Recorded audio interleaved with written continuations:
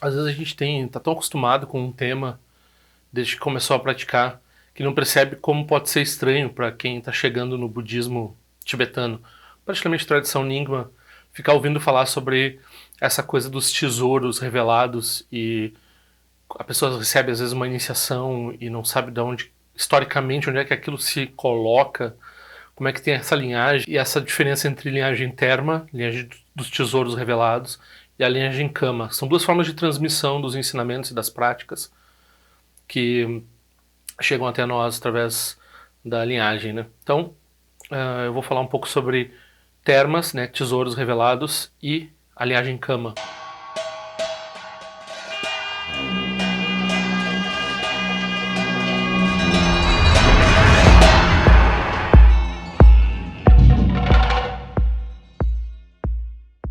Quem quiser pedir os cartões, por favor, é só enviar o endereço de correspondência para esse e-mail. É legal fazer uma contribuição para os custos de envio usando esse endereço aqui, que tem informações de depósito em conta bancária, PayPal, PagSeguro, de forma que a pessoa possa contribuir ou para esse envio ou para as atividades do canal de forma geral. Muito obrigado, eu agradeço. Por favor, curtam os vídeos, se inscrevam no canal, divulguem se vocês veem algum mérito no que eu estou fazendo, para o canal crescer um pouco mais, né?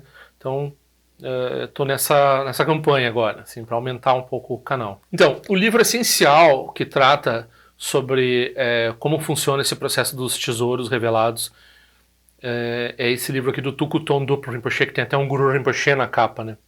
Então é importante dizer que, embora haja alguns poucos tesouros que são revelados na tradição Karma Kagyu de forma geral, e alguns tesouros que são revelados no contexto do Sakya, e algumas vezes os Geluk não sejam contra a noção de tesouro.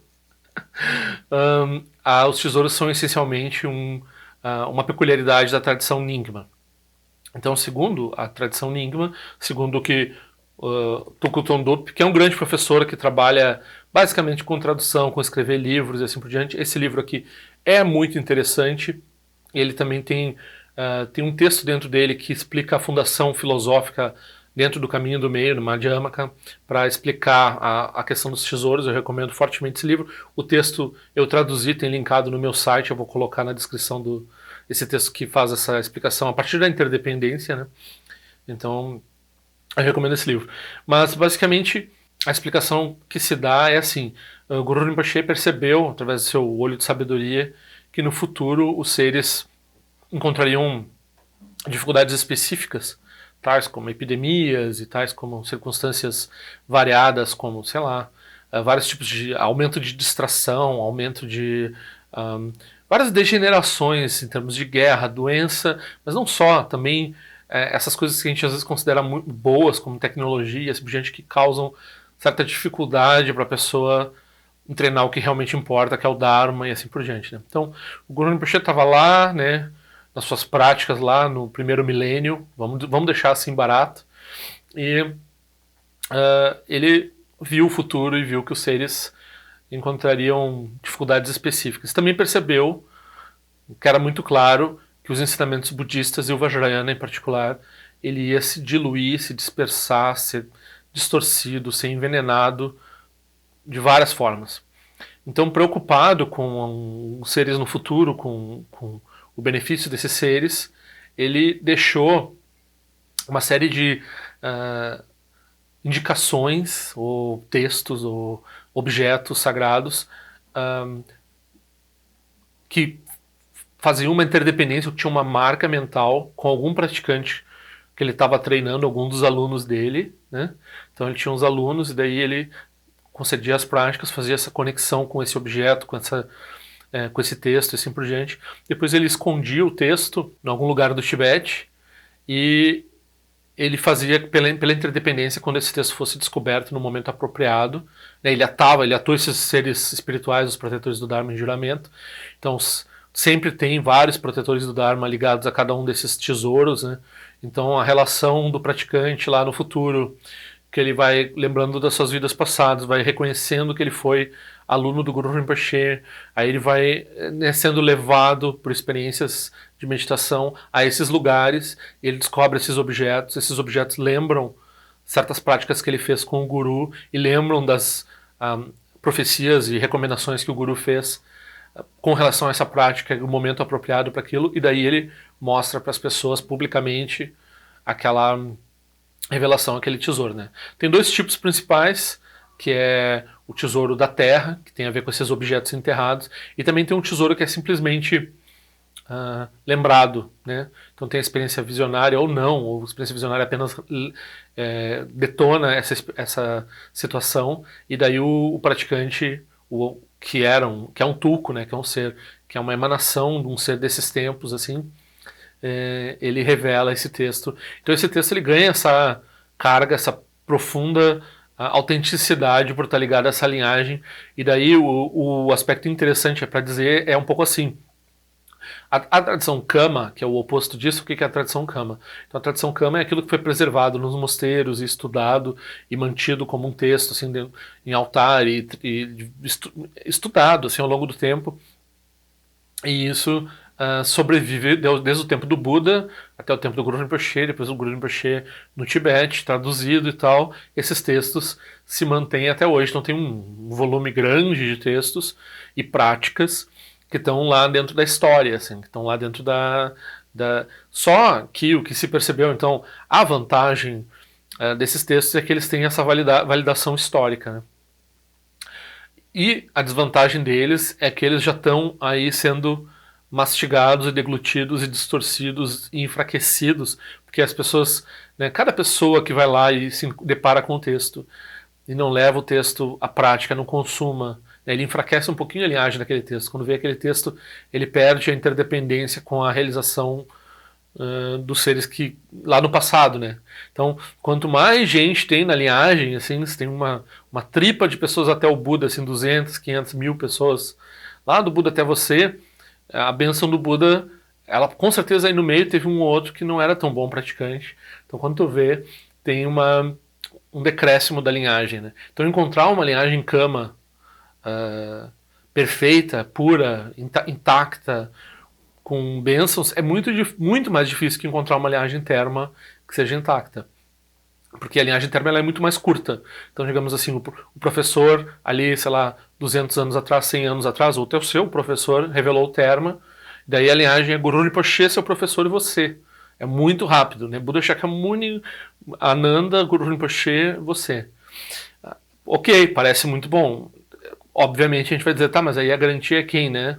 Então, tem muitos tertons também, isso é o que principalmente a Gelug reclama. Tem muitos textos que não têm essa qualidade toda e que são expostos como se fossem tesouros, e não são tesouros, né? São alguma pessoa inescrupulosa querendo se passar por um mestre espiritual e dando esses ensinamentos. Então isso existe. Isso é reconhecido, né? A gente, na tradição Nyingma, a gente sabe que tem esse potencial, e esse potencial acontece às vezes. Então, como é que garante um tesouro? O que garante um tesouro? Então, a gente tem alguns exemplos impactantes, assim, né? Tem toda essa experiência mística em torno da revelação do tesouro e tal, e tudo isso. Mas, claro, se a gente não estava lá, a gente não necessariamente precisa acreditar.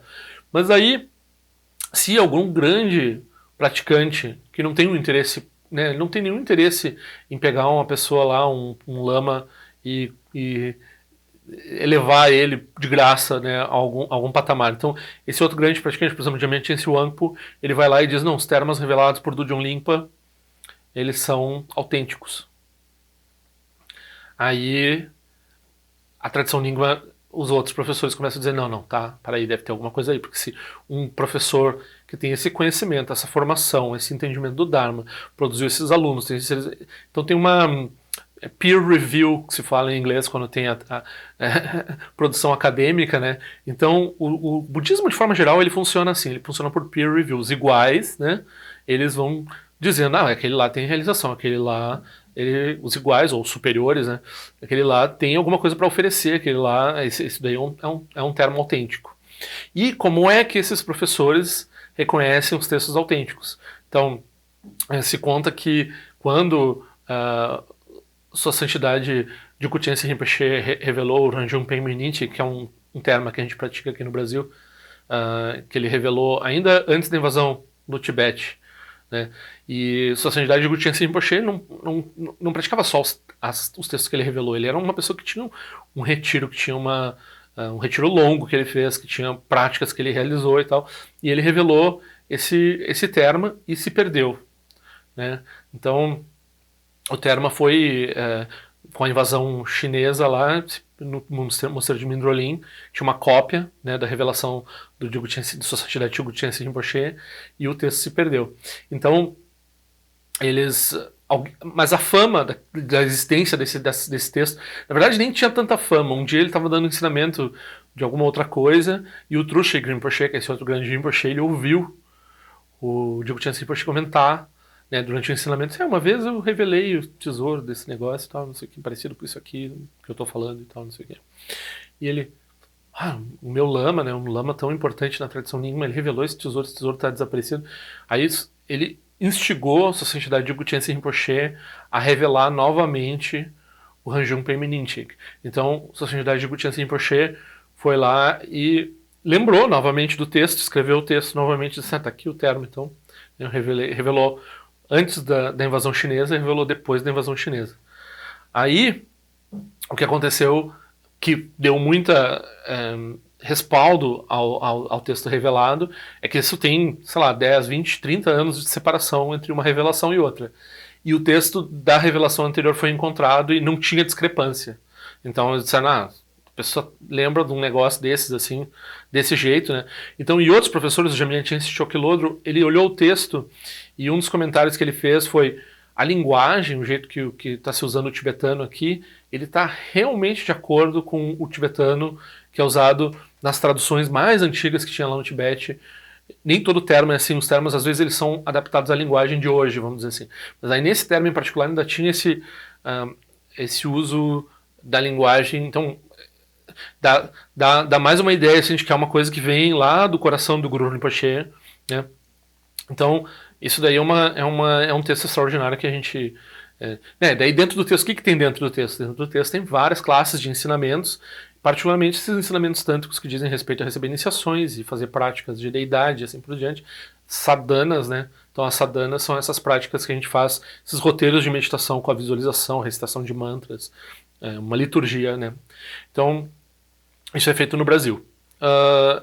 Não só esse, né? Então, quando a gente fala em tradição Nyingma, sempre tem vários termas, sempre tem vários mestres que revelaram termas. A maioria, grande maioria das práticas, é muito raro se ver uma prática que seja Kama. A maioria das práticas dentro da Nyingma, se a pessoa vai olhar, mas como assim que eles estão trabalhando com os textos tão recentes, supostamente, né? Então, os textos são recentes porque eles foram revelados agora e tem essa rede de peer review que diz, né? Peer review é tipo assim, que é analisado, é feita uma revista, é feita uma resenha dos iguais. Os iguais é que dizem se tem valor, se não tem valor aquilo, se é autêntico, se não é autêntico.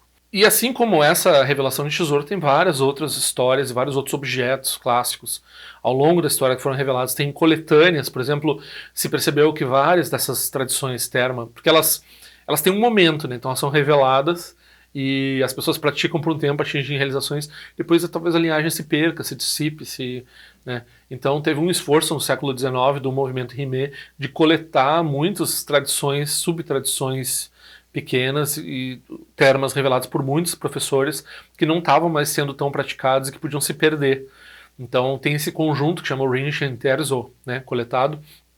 E o Rinchen Terzo, ele algumas vezes é concedido a iniciação, as iniciações todas do ciclo inteiro, dura 6 meses. Então a pessoa pode, né, a última vez foi no Butão faz uns 3 anos, então quem tinha dinheiro para ficar no Butão 6 meses recebendo essa transmissão, teve essa oportunidade. Aí tem muito mais prática que a pessoa vai conseguir fazer numa vida, né? Mas a pessoa recebe também para ser ela um sustentáculo daquilo, e ela, claro, pode se dedicar a uma prática dessas produz liberação, né? Não precisa das outras. A ideia de coletar é para preservação, porque algumas vezes também elas precisaram ser reveladas, assim como na história do Dilgo Khyentse Rinpoche, em outras ocasiões, dá mais tempo, dá algumas vidas de diferença, e a prática é revelada novamente numa circunstância que novamente ela pode ser usada, ou pode ser útil, né? Que ela pode ser novamente interessante para os seres naquele momento. Então, Aí a pessoa pensa, mas eu estou pensando lá no Buda Shakyamuni, o Buda Shakyamuni ensinou, tem esse cânone Pali, tem esses textos assim que a gente acha, normalmente atribui como sendo os mais antigos no budismo, e daí depois tem o Sutra do Coração, os Sutras Mahayana, parece que tem uma separação histórica grande, assim, e daí a gente vê certos professores aqui no Brasil, eu acho surpreendente, mas eles falam do Mahayana, eles são praticantes do Mahayana e falam do Mahayana como uma invenção histórica posterior, assim, porque tem essa evidência arqueológica, talvez, um pouco disso, ou tinha, talvez, até antes dos anos 90, né? Então, hoje em dia se sabe, claro, a maioria dos textos do Mahayana tem adendos, ou tem trabalhos, ou tem traduções, ou tem formas específicas, do jeito que a gente conhece eles, que elas parecem ser bem posteriores, né? 600 anos, 1000 anos depois do Buda, esses textos Mahayana. Porém, alguns textos Mahayana, hoje em dia se sabe que eles não são tão antigos quanto se pensava, e eles são mais ou menos da mesma época que os textos mais antigos que a gente conhece, que na verdade não são da época do Buda também. Então, quando a gente está falando no cânone Pali, então esse é um registro que provavelmente começou cerca de 200 anos antes de Cristo, e seguiu provavelmente por 200 anos depois de Cristo, e os textos, muita raiz dos textos, muitos textos Mahayana também são datados dessa época. Então não tem-se uma predileção tão grande entre o cânone Pali e o Mahayana com relação a... Eu tenho um vídeo sobre isso, eu vou colocar na área de comentário, né, sobre essa questão da historicidade, a antiguidade dos textos e assim por diante. Porém, então digamos que tem essas adições posteriores, tem essas traduções e tem esses textos que historicamente a gente reconhece como adições ao cânone. Né? E um deles é talvez o cânone Prajnaparamita, os textos da Prajnaparamita, né, da perfeição da sabedoria. Sob certo aspecto, raízes dos textos da Prajnaparamita podem ser encontrados em textos que hoje em dia a gente não diz que é uma coisa que foi uma invenção tão posterior. Mas na forma que existem hoje, talvez a gente possa dizer que tem um surgimento posterior no tempo. Assim. Ok. Aí, na verdade, o Tuko Tondupio faz esse ponto, né? Ele comenta que a mitologia em torno da revelação do Prajnaparamita é parecida com uma revelação de Terma. Então, dando justificação à tradição Nyingma, na sua tradição de Terma, ele se remete lá ao Prajnaparamita. Mas, de qualquer forma, a ideia é que Nagarjuna, no século II, vamos dizer assim, pode ter sido um pouco antes ou um pouco depois, até século IV, assim, ele teria resgatado do reino dos Nagas. Né? O reino dos Nagas são uma espécie de um animal superpoderoso, tem um controle pouco ecológico, assim, eles são bastante inteligentes, então eles são uma espécie de protetor do Dharma. Os protetores do Dharma não são um sincretismo xamânico tibetano, eles já existiam na tradição do Cânone Pali, eles já existiam na tradição do Vajrayana indiano e assim por diante. Então, os Nagas foram cooptados pelo Buda. O Buda disse assim, eu vou deixar esse texto aqui com vocês, porque não é o momento desse texto ainda. Vai ter um momento, vai vir um cara aqui, ele vai pegar esse texto e vai mostrar para vocês. Assim, se a gente é cínico e não quer entrar na questão de que tem esses seres e que tem não sei o que, a gente pode pensar assim, teve uma espécie de uma descoberta arqueológica.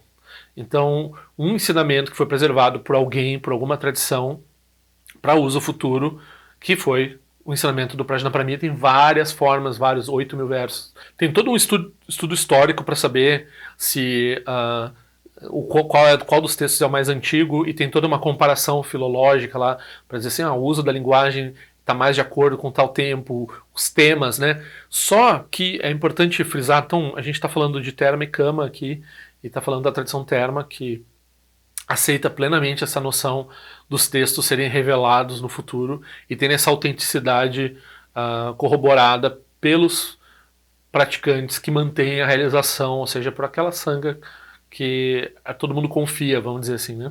Então, isso acontece. Daí quando a gente está falando da historicidade, da autenticidade histórica, uma coisa que é importante de falar é que isso muda muito, muito mais rápido do que esses tempos históricos aí, de 200 anos. Então, por exemplo, quando a gente fala Nagarjuna, a gente tem aí um espaço de que o ano do Nagarjuna, a gente não sabe se é 100 depois de Cristo, se é 300 depois de Cristo, a gente normalmente coloca 200 depois de Cristo. Então tem 200 anos de janela aqui.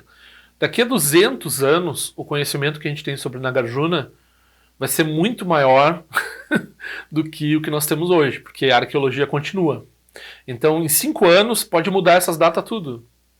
E então essa noção, por isso que eu gosto de frisar que nos anos 60, nos anos 70, devido a um preconceito inglês, devido a um preconceito inglês, que eu digo da ideia de civilidade inglesa, do eurocentrismo e assim por diante, é, o cânone Pali foi tratado como o budismo mais antigo. Aí outro dia a pessoa reclamou assim, Pinheiro, você falou num texto aí, num livro, num vídeo de você, novamente você se referiu ao cânone Pali como mais antigo. Bom, esse é o jeito convencional com o qual a gente trata o cânone Pali, como sendo o mais antigo. Com descobertas arqueológicas em Gandhara, né, com descobertas arqueológicas no Paquistão, com descobertas arqueológicas na China, começou a se disputar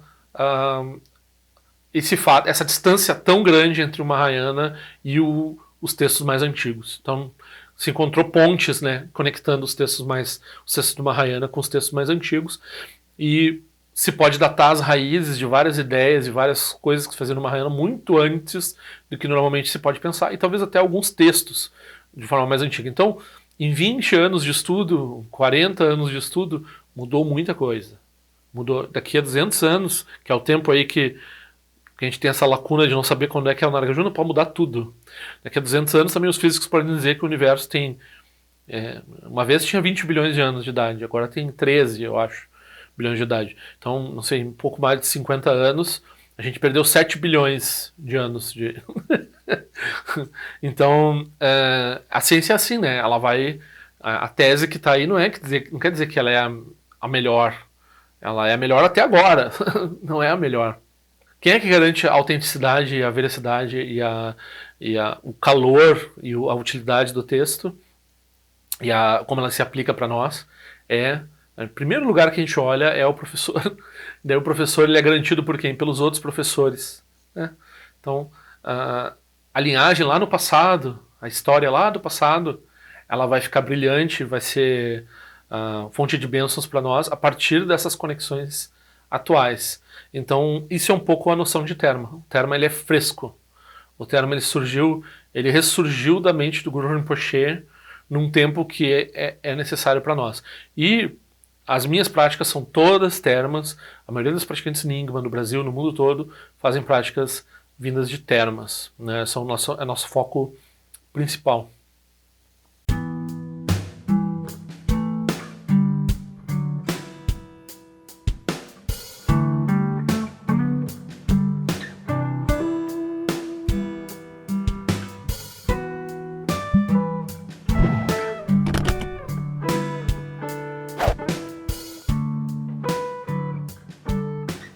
Ei, não esquece de se inscrever no meu canal, é importante para mim. Clica na sinetinha para receber a notificação e se quiser se inscreve no meu boletim informativo de forma que eu ando fazendo, o que eu ando pensando. Também para contribuir de alguma forma com esse canal, esse é o endereço.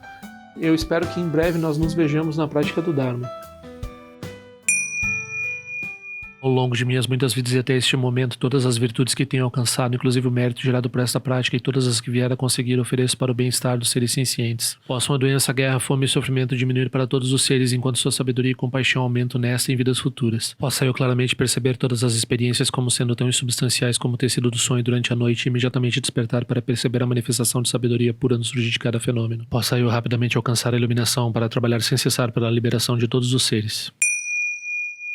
Nirawe Korajinga Sumpano Neoma Lundi Kwene Tirezi Wante Jinja Soiza Peka Jarpa do Tendioti. Om Sochi Jamia Champene Jirasawa com Chatuzio Zetai Bai Médio no Jutrupi Amania Jogi Sasunda do Tendioti. Time Kwene Pema Sambao Sasura Jinjese no Pai Garjuan Shujuku do Pegu Kose Destintes em Darshinju. Jigmetu Jutru Panangue Wancha Tungondo Pateno Muyeng com Pamalora Sanelun Tileta do Tendioti. Pemejasun Pemerisu Jepemetan Lati Kusizuruan Pemancho de Droma de Soji no Nibe Melun de Drujoti. Nenjuane Chimpote Payuri Nebadan de Basipechambundan Conseja Sentendioti. Kusun Sanje Guru Rinpoche quando condado eu atim pode abartir com seu tutor da poça só deve só tinge lapto sushi não se mueve de chuva dançam balão de do partingelo uma rumba zaguru pema cede rum que loja som de loja aliança som de papel do jusho sung não guarda miral do sungele show